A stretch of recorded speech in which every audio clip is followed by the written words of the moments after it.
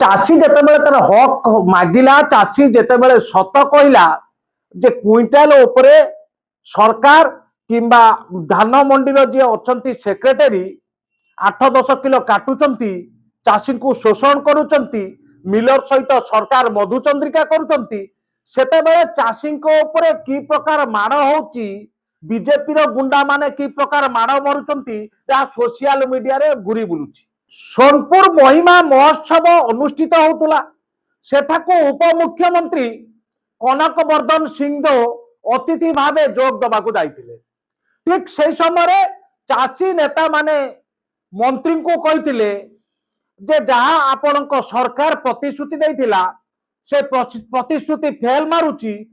Miller चाषी को सहयोग कर नहीं समवाय चाषी को सहयोग कर नहीं एथिपाई दायी किए और क्विंटाल ने चाषी ठारू 10 किलो 12 किलो पर्यंत धान कटनी कर जाउची एफेक्यू मानरे चाषी को शोषण कर जाउची या पाई दायी किए। तबे ये प्रश्न पचारिबारु पुलिस सेठी गुंडा साजिथिला बीजेपी रो कर्मी माने सेठारे गुंडा साजिथिले चाषी ऊपर की प्रकार चेयर उठाई माड़ होउची आपण माने देखंतु सोशल मीडिया रे ए खबर वायरल होउची। बरगड़ धनुଯାत्रा रे उपमुख्यमंत्री कनक वर्धन सिंह चाषी को नटंगीर आख्या देथिले संवेदनशील घटना उपरे उपमुख्यमंत्री जो विभ्रांतिकर बयान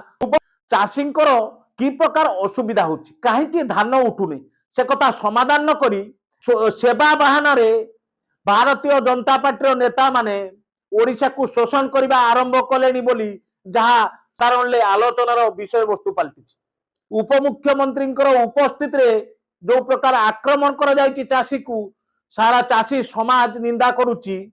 जे उपयुक्त समय रे उपयुक्त जवाब पाइबे उपमुख्यमंत्री।